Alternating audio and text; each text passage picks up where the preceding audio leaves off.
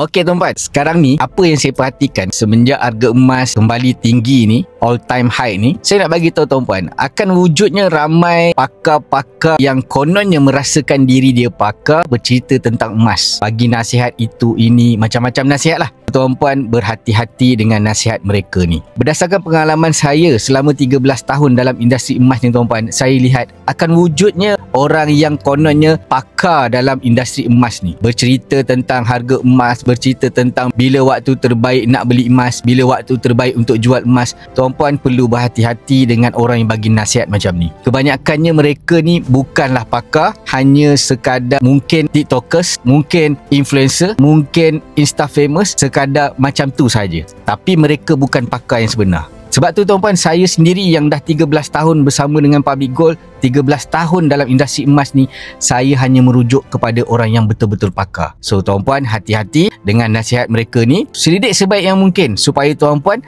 tak dapat ilmu yang salah. So kalau tuan-puan perlukan bimbingan saya nak menabung emas dengan Public Gold, tuan-puan isi batch servis yang saya sediakan di bawah.